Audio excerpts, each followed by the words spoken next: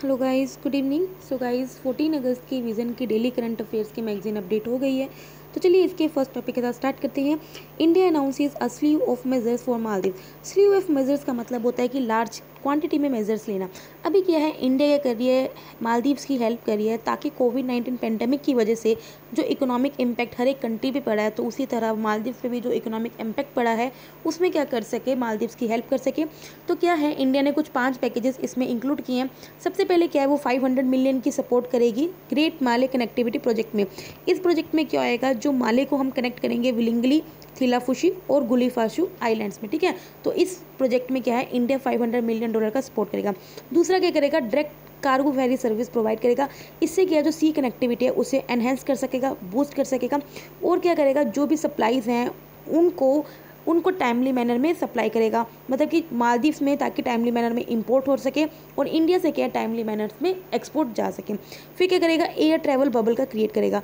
इससे क्या होगा, जो पीपल हैं वो इजीली, मतलब लोग हैं, इजीली आ जा सकें किसी भी पर्पज़ के लिए, एम्प्लॉयमेंट पर्पज़ के लिए, टूरिज्म पर्पज़ के लिए या फिर मेडिकल एमरजेंसीज के पर्पज़ के लिए। फिर क्या करेगा, जो एसेंशियल कमोडिटीज़ का एक कोटा होता है सप्लाई का, उसे रिन्यूड करेगा, ठीक है। अभी क्या होता है कि हाँ यार, हम इतना ही दे सकते हैं, मिनिमम या मैक्सिमम इतना दे सकते हैं, लेकिन क्या अभी पेंडेमिक चल रही है, तो क्या हमें अब ज़्यादा ज़रूरत है, उन मालदीव्स वालों को भी ज़्यादा ज़रूरत है। तो क्या करेगा, वो रिन्यू करेगा quotas for supply of essential commodity, जैसे फूड आइटम्स हो गया, रिवर सैंड हो गया, स्टोन एग्रीगेट्स हो गया, ठीक है। तो कुछ ऐसी चीज़ें हैं जो एसेंशियल कमोडिटीज़ हैं, क्या करेगा इंडिया, उनकी सप्लाई का कोटा को रिन्यू करेगा। साथ ही में क्या कर रहा है, उनको एडिशनल फाइनेंशियल एड दे रहा है, कितना, $250 मिलियन की, ठीक है। तो हमने देख लिया किस किस तरह से इंडिया मालदीव्स को हेल्प कर रहा है। अब क्या हमारे लिए मालदीव्स की क्या इंपॉर्टेंस है, क्या हम उसको इतना क्यों कर रहे हैं, कुछ तो इंपॉर्टेंस होगी ना, तभी हम कर रहे हैं। पहली बात ये है कि मालदीव स्ट्रेटेजिक लोकेशन है। इसकी जो सेंट्रल लोकेशन है वो किसके बीच में, स्टेट ऑफ मलक्का और गल्फ ऑफ एडान के बीच में है, जो कि इंडिया के लिए बहुत क्रूशियल है, ताकि हम क्या है, मॉनिटर कर सकें या फिर नज़र रख सकें हर जगह सी लेन ऑफ कम्युनिकेशन। स्पेशली हम चाइना पे नज़र रखना चाहते हैं इंडियन ओशन रीजन से, ठीक है। हम क्या कर सकते हैं कि चाइना के जो इफेक्ट है उसे काउंटर कर सकते हैं। अभी आपको भी पता है, चाइना का जो बेल्ट एंड रोड इनिशिएटिव है उसके अंदर मैक्सिमम सारी कंट्रीज़ हैं, जैसे हमारी जो इधर जैसे नेपाल हो गया, ठीक है, पाकिस्तान हो गया, ठीक है, म्यांमार हो गया, तो ये इसी तरह मालदीव्स भी इसका पार्ट है। अब क्या करेंगे, अगर हम मालदीव्स को ट्रेड या ट्रांसपोर्ट ऐसे लिंक्स प्रोवाइड करेंगे तो कहीं ना कहीं हम जो चाइना का जो इफेक्ट है उसे हम काउंटर कर सकते हैं। तीसरा क्या है, क्योंकि हमारी भी नेबरहुड फर्स्ट पॉलिसी के अंडर इंडिया कमिटेड है to developing friendly and mutually beneficial relations with all its neighbour, ठीक है। सो गाइस, हमने देख लिया कि किस तरह से इंडिया मालदीव्स की कितनी तरह से हेल्प कर रहा है, ठीक है। आगे बढ़ते हैं। India ranks first in number of organic farmers, ठीक है। इंडिया क्या है, वर्ल्ड में जितनी भी ऑर्गेनिक फार्मिंग होती है इंडिया में वो 30% होती है, ठीक है। India is home to 30% of total organic producers in the world. और इंडिया का जो रैंक है वो 9th है इन टर्म्स ऑफ और area under the organic farming. India में जो टोटल कल्टीवेशन एरिया है उसमें जो ऑर्गेनिक कल्टीवेशन के अंडर जो एरिया है वो 2.59% है। इसका मतलब 57 मिलियन हेक्टेयर्स एरिया जो है हमारा ऑर्गेनिक कल्टीवेशन के अंडर है। जो मेजरली जो हम इंडिया एक्सपोर्ट करता है, ऑर्गेनिक एक्सपोर्ट करता है, वो क्या क्या है, flaxseed, sesame, soybean, tea, medicinal plants, rice and pulses. और ये तो आपको पता है कि सिक्किम जो है हमारी फर्स्ट फुली ऑर्गेनिक स्टेट है वर्ल्ड में, ठीक है। ऑर्गेनिक फार्मिंग भी आपको पता होगा, इसमें हम क्या करते हैं, मेनली जो अपना कल्टीवेशन करते हैं, क्रॉप की कल्टीवेशन करते हैं, उसमें क्या करते हैं, हम जो केमिकल्स हैं, फर्टिलाइजर्स हैं, उनका यूज़ नहीं कर सकते। तो पढ़ लेते हैं। Organic farming is a production system which avoids और exclude use of synthetically compounded fertiliser और पेस्टिसाइड और ग्रोथ रेगुलेटर्स एक्सेट्रा। ये मेनली क्या करता है, क्रॉप रोटेशन यूज़ करता है, या फिर जो क्रॉप रेजिड्यूज होते हैं उन्हें यूज़ करता है। एनिमल का मैन्योर जैसे गोबर, लेज्यूम्स, ग्रीन मैन्योर्स, बायो फर्टिलाइजर, ये सब यूज़ करते हैं हम ऑर्गेनिक फार्मिंग में। बेनिफिट्स क्या होते हैं ये भी आप सबको पता ही होगा। सॉइल इरोजन नहीं होता, जो नाइट्रेट की लीचिंग नहीं होती ग्राउंड वाटर में या फिर सरफेस वाटर में रिड्यूस नहीं होता, और जो एक ऑर्गेनिक मैटर होता है उसका लेवल मेंटेन रहता है, और सॉइल की फर्टिलिटी भी प्रोटेक्ट रहती है, ठीक है। और भी बहुत इसके अच्छे बेनिफिट्स हैं। इश्यूज़ क्या है, देखो प्रोडक्शन कहीं ना कहीं इसमें डिक्लाइन होता है। देखो ऑफकोर्स जब आप high yielding variety seeds use करोगे तो आपकी प्रोडक्टिविटी अच्छी होती है, लेकिन ये है कि वो शॉर्ट टर्म है, ये क्या है, लॉन्ग टर्म है। नो डाउट प्रोडक्टिविटी अभी हमारी कम है ऑर्गेनिक फार्मिंग से, बाकी पेस्ट अटैक्स भी इसमें ज़्यादा है, इनपुट कॉस्ट ज़्यादा है, और साथ में मार्केट इसकी लिमिटेड है। देखो गाइज, मैं आपको बता दूँ, ऑर्गेनिक फार्मिंग क्या है, लेबर इंटेंसिव ज़्यादा है, मतलब कि ज़्यादा लेबर मांगती है, ठीक है, और ये थोड़ी महंगी भी होती है। अब हमने क्या क्या इनिशिएटिव ले रखे हैं ताकि हम ऑर्गेनिक फार्मिंग को अडॉप्ट करें। देखो एक तो परंपरागत कृषि विकास योजना है जो कि किसके अंडर है, national mission of sustainable agriculture के अंडर है, जिसका एम यही है कि हम किस तरह जो sustainable model of organic farming है उन्हें डेवलप कर सकें और उन्हें ज़्यादा से ज़्यादा क्या कर सकें, आगे तक पहुँचा सकें। हमारा एक और मिशन है organic value chain development for north east region. ठीक है, आपको पता है नॉर्थ ईस्ट रीजन हमारे लिए कितना ज़्यादा इंपॉर्टेंट है, तो मेनली हमने क्या है मिशन ये किसके लिए, नॉर्थ ईस्ट रीजन के लिए रखा हुआ है। ठीक है, ऑर्गेनिक ई कॉमर्स प्लेटफॉर्म एक ई कॉमर्स प्लेटफॉर्म है जैविक खेती, जिसमें क्या है फार्मर्स को डायरेक्टली लिंक करता है किसके साथ, रिटेलर के साथ as well as bulk buyers के साथ। ठीक है, जो भी ऑर्गेनिक प्रोडक्ट्स खरीदना चाहता है तो क्या करता है फार्मर्स को बायर्स के साथ क्या करता है, लिंक करता है। क्योंकि अभी हमने पढ़ा लिमिटेड मार्केट है, मार्केट तो तभी होएगा ना जब लोगों को पता चलेगा। ठीक है, तो यही सिस्टम है, कोई कुछ हमने क्या कर रखा है, ऑर्गेनिक फार्मर्स के बारे में हमने पढ़ा है। आगे बढ़ते हैं, Gujarat government not in favour of translocating lions to Madhya Pradesh. अभी क्या आपको पता है जो Gir national park wild life sanctuary है जो गुजरात में, is the only place in the world where Asiatic lions are found. मतलब एशियाटिक लायंस वर्ल्ड में सिर्फ और सिर्फ गुजरात के गिर नेशनल पार्क में पाए जाते हैं। ठीक है, और आपको ये पता होना चाहिए जो एशियाटिक लायन का जो स्टेटस है वो एंडेंजर्ड है। ठीक है, 2013 में सुप्रीम कोर्ट ने बोला कि हम क्या करेंगे, जो एशियाटिक लायन है उसका एक सेकंड होम भी बनाएंगे। ठीक है, और कुछ लायंस को हम क्या करेंगे, ट्रांसलोकेट करेंगे, कहाँ पे, मध्य प्रदेश के कुन्नू वाइल्ड लाइफ सेंचुरी के में। ठीक है, अब क्यों ऐसा क्यों बोला सुप्रीम कोर्ट ने, देखो सुप्रीम कोर्ट ने इसलिए बोला, कुछ रीजंस उन्होंने दिए। High rate of inbreeding and the resultant reduced genetic diversity may make great lions highly susceptible to epidemic. देखो क्या होता है जब आप एक इलाके में रह रहे हो तो वहीं पे वो लोग क्या करेंगे, ब्रीडिंग करेंगे, मेटिंग करेंगे, जिस वजह से क्या होता है जो एंसेस्टर्स की अगर कुछ डिजीज़ हैं या फिर जो भी उनके रिसेसिव करेक्टर्स हैं वो आगे जनरेशन में पास हो जाते हैं, जिस वजह से क्या है एक तो जेनेटिक डाइवर्सिटी भी घटेगी। ठीक है, और अगर किसी को कुछ भी बीमारी होती है वो आगे आगे क्या है हेरिडिटी पहुंचती रहेगी, तो कहीं ना कहीं जो है वो एपिडेमिक्स को ज़्यादा सस्पेक्टेबल होंगे। ठीक है, तो इस वजह से क्या है, इससे प्रिवेंट करने के लिए क्या है सुप्रीम कोर्ट ने ये बोला था कि एक दूसरा घर भी होना चाहिए, वहाँ से क्या हमारी जो जेनेटिक डाइवर्सिटी है वो बढ़ेगी। ठीक है, दूसरी बात यह है कि अभी क्या एशियाटिक लायन के नंबर्स बढ़ रहे हैं, तो अकेला गिर फॉरेस्ट कहीं ना कहीं इंक्रीजिंग नंबर्स को सस्टेन करने में थोड़ा सक्षम नहीं रहेगा। तीसरा ये है कि अगर कोई इन्फेक्शन होएगा, फूड पॉइजनिंग क्या आएगी, तो वो क्या है एकदम सब में फैल जाएगी। अगर कोई दूसरी जगह है तो वहाँ पे क्या है कम से कम दूसरी जगह सेफ तो रहेगी ना। अब एक जगह सारे लोग रह रहे हैं तो वहाँ इन्फेक्शन फैलने का डर रहेगा, फूड पॉइजनिंग होने का डर है, दूसरा जो लायंस के अंदर वहाँ पे फाइट भी हो सकती है आपस में। ठीक है, तो ये कुछ रीजन थे सुप्रीम कोर्ट ने दिए थे कि हमें क्या करना चाहिए, कुछ लायंस को मध्य प्रदेश के कुन्नू वाइल्ड लाइफ सेंचुरी में लोकेट करना चाहिए। लेकिन अभी तक क्या कोई भी नोट अ सिंगल गिर लायन को अभी भी मध्य प्रदेश में ट्रांसपोर्ट नहीं किया। अभी गुजरात गवर्नमेंट ने कुछ बोला भी है इसके बारे में।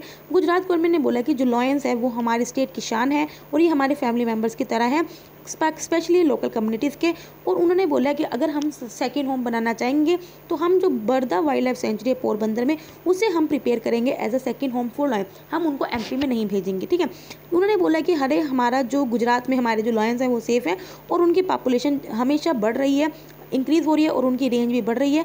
2020 के सेंसस के अकॉर्डिंग देखा जाए तो 674 एशियाटिक लायंस हो गए हैं टोटल, मतलब कि पिछले 5 साल में 29% इंक्रीज़ हुआ है गिर फॉरेस्ट रीजन में। ठीक है, तो ये कुछ क्या है गुजरात की गवर्नमेंट ने बोला है कि ठीक है कि हम भी मतलब कि एमपी की जो वाइल्ड लाइफ सेंचुरी में ट्रांसपोर्ट करने के फेवर में नहीं है। ठीक है, अब एशियाटिक लायंस और अफ्रीकन लायन दो सब स्पीसीज़ हैं इसी सेम स्पीसीज़ की। जो एशियाटिक लायन है वो थोड़े से स्मॉलर होते हैं as compared to African lion, तो आपको अफ्रीकन लायंस का भी स्टेटस पता होना चाहिए, ये वल्नरेबल में है, जबकि जो एशियाटिक लायंस है वो एंडेंजर में। ठीक है, सो आई होप आपको समझ में आ रहा होगा। अगले न्यूज़ में पढ़ते हैं, prime minister launches transparent taxation honouring the honest platform. देखो प्राइम मिनिस्टर क्या कर रहे हैं, जो ऑनेस्ट टैक्स पेयर्स हैं उन्हें क्या करेंगे, रिवार्ड करेंगे। अब इसका एम क्या है, it is aimed at ease the tax compliance and also rewarding honest tax payer. देखो पहली बात यही है कि ताकि जो टैक्स पेयर है वो ईजिली क्या अपना टैक्स फाइल कर सके, ठीक है, टाइमली मैनर में आई मीन पे कर सके, तो उस प्रोसीजर को ईज करेगा और साथ में जो ऑनेस्ट टैक्स पेयर्स हैं उन्हें रिवार्ड करेगा। इसका एम यही है कि जो भी प्रॉब्लम जो भी टैक्स पेयर फेस कर रहा है उन्हें रिजॉल्व किया जाए, ना कि उन्हें फर्दर क्या बढ़ाया जाए। ठीक है, और इंश्योर किया जाए कि there is no direct contact in all the matters of scrutiny, notice, survey और असेसमेंट। मतलब कि टैक्स पेयर और टैक्स अथॉरिटी के बीच में डायरेक्ट कॉन्टैक्ट नहीं होना चाहिए, डायरेक्ट कॉन्टैक्ट नहीं होना चाहिए। कोई भी मैटर हो, चाहे आप इन्वेस्टिगेशन करो या कोई नोटिस देना हो या कोई सर्वे करना हो या असेसमेंट करना हो, किसी भी हालत में क्या है दोनों का कॉन्टैक्ट नहीं होना चाहिए।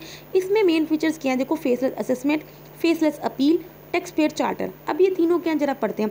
फेसलेस असेसमेंट में क्या है कि हम क्या कर रहे हैं, ताकि डायरेक्ट कॉन्टैक्ट ना हो टैक्स पेयर और इनकम टैक्स ऑफिसर के बीच में, तो क्या कर रहे हैं जो इनकम टैक्स रिटर्न है वो फेसलेस क्या कर रहे हैं हम पे कर रहे हैं। दूसरा फेसलेस अपील्स के बीच में क्या होता है कोई भी अगर अपील है तो कंट्री के किसी भी रैंडमली किसी भी ऑफिसर को अलॉट कर दिया जाएगा, और जो भी उस ऑफिसर की आइडेंटिटी है वो अननोन ही रहेगी। ठीक है।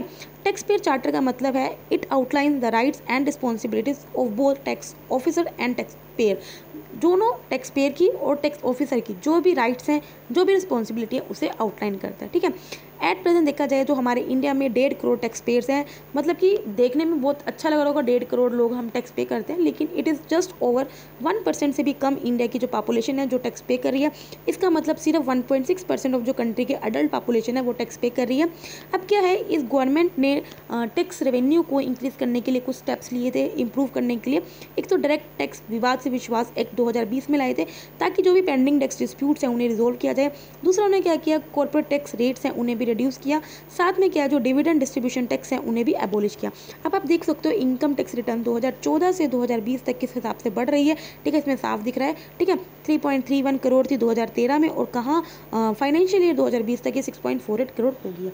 ठीक है, तो आप देख सकते हो किस तरह से क्या है, प्राइम मिनिस्टर हैं वो चाह रहे हैं कि टैक्स रेवेन्यू ज़्यादा हो, तो वो क्या कर रहे हैं, उनमें इंप्रूव कर रहे हैं। ठीक है, आगे बढ़ते हैं नेक्स्ट न्यूज़ पे। Israel and UAE that is the United Arab Emirates strike major diplomatic agreement. अभी क्या इजराइल और यूएई ने क्या करा है, कुछ अच्छा डिप्लोमेटिक एग्रीमेंट किया है, काश इंडिया और पाकिस्तान भी करे कभी।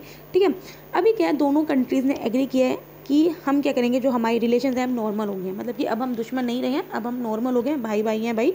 ठीक है, इन एक्सचेंज इसमें क्या करेगा, जो इजराइल है, अभी इजराइल ने जो कब्जा कर रखा था वेस्ट बैंक टेरिटरी पे, इजराइल क्या करेगा, उसे सस्पेंड करेगा। ठीक है, अब क्या एग्रीमेंट क्या शो करता है, एग्रीमेंट यही शो करता है कि इजराइल और यूएई दोनों को भरोसा नहीं है किस पे, ईरान पे, या फिर कुछ ग्रुप्स हैं जैसे हिजबुल्लाह या फिर जैसे मुस्लिम ब्रदरहुड या हमास, इन सब पे क्या भरोसा नहीं है। ठीक है, इसके साथ क्या यूएई पहली गल्फ कंट्री बनी है जिसने एक डिप्लोमेटिक या इकोनॉमिक रिलेशन सेट किए हैं किसके साथ, इजराइल के साथ। गल्फ कंट्रीज़ में देखो कौन कौन सी कंट्रीज आते हैं, मेनली 7 अरब स्टेट्स आती हैं जो पर्शियन गल्फ को क्या करती हैं, बॉर्डर करती हैं। देखो इसको नाम पता होना चाहिए, Bahrain, Kuwait, Iraq, Oman, Qatar, Saudi Arabia, UAE, ये 7 कंट्रीज आती हैं गल्फ कंट्रीज़ में जो पर्शियन गल्फ को बॉर्डर करती हैं। ठीक है, तो इसमें से यूएई पहली कंट्री बनी है जिसने इजराइल के साथ डिप्लोमेटिक और इकोनॉमिक रिलेशंस को एस्टेब्लिश किया। जॉर्डन और Egypt are the only 2 Arab states to have diplomatic ties with Israel. ठीक है, इससे पहले क्या जॉर्डन और इजिप्ट सिर्फ 2 अरब स्टेट्स हैं जिन्होंने डिप्लोमेटिक टाइज इजराइल के साथ क्या की है, साइन की हुई हैं। अब इसके रिटर्न में हम ऑलरेडी पढ़ चुका है, इसराइल क्या करेगा, जो उसने कब्जे हुए पार्ट्स हैं वेस्ट बैंक टेरिटरी को, उसे क्या करेगा, सस्पेंड करेगा। अभी क्या हुआ था, 1967 में मिडल ईस्ट वार हुआ था, इसमें क्या हुआ था, इसराइल ने तब वेस्ट बैंक को ऑक्यूपाइड किया था, और अभी क्या इस वेस्ट बैंक में ऑलरेडी 4,30,000 इसराइलीज भी रहते हैं। 2019 में भी इसराइली प्राइम मिनिस्टर ने बोला था कि उसके प्लान है कि वो इसराइली सेटलमेंट्स को जो वेस्ट बैंक में हैं उन्हें अनेक्स करेगा। ठीक है, लेकिन अभी जो एग्रीमेंट हो गया है वो कहीं ना कहीं जो ईरान है उसने अपोज किया है, और साथ में जो यूएई, इजराइल और यूएस ने अपने व्यूज़ दिए हैं कि ये कहीं ना कहीं जो मतलब कि डिसएग्रीमेंट किया थ्रेट है, कॉन्फ्लिक्ट ड्रिवन, मतलब मिडल ईस्ट के बीच में जो भी डिसएग्रीमेंट्स हैं उनमें कहीं ना कहीं थ्रेट है। ठीक है, तो गाइज ये था किस तरह से इजराइल और यूएई ने अपने जो डिप्लोमेटिक रिलेशंस हैं उन्हें एस्टेब्लिश किया। नेक्स्ट न्यूज़ पे पढ़ते हैं, changes in national overseas scholarship scheme. ठीक है, रिसेंट अब क्या है, देखो अभी रिसेंटली क्या कुछ स्कीम में चेंजेस अप्रूव किए हैं।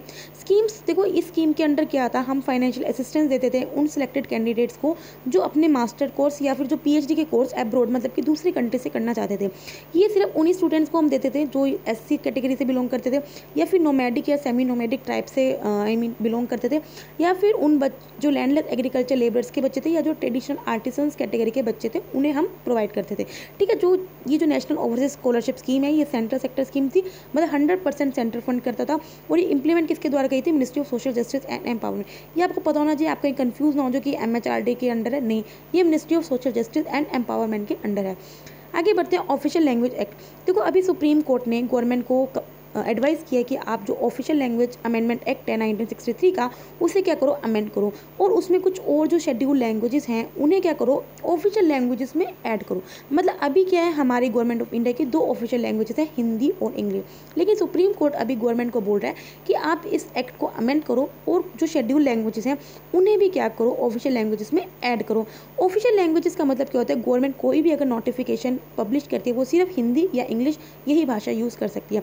शेड्यूल लैंग्वेजेस आपको पता है ये 8 शेड्यूल के अंडर है, 22 लैंग्वेजेस हैं। ठीक है, और उन्हें ऑफिशियल रिकॉग्निशन को देने के लिए क्या है सुप्रीम कोर्ट ने बोला है, ठीक है, and encouragement by the central government, ठीक है। Schedule languages are those languages which are listed in the 8th schedule of the constitution and are given official recognition and encouragement by the central government, ठीक है। Central government इन्हें recognise करती है और encourage भी करती है, ठीक है। India offers US $1 million to each Caribbean community country. अभी क्या है, इंडिया क्या करेगी, जो हर एक कैरिकॉम कंट्री के जो भी मेंबर्स हैं उन्हें $1 million देगी। अब ये भाई क्यों दे रही है इतना सारा, भाई इंडिया के पास इतना पैसा है, देखो वो इसलिए दे रही है ताकि वहाँ का जो हेल्थ इंफ्रास्ट्रक्चर और उन लोगों की कैपेसिटीज है हम उन्हें इम्प्रूव कर सकें।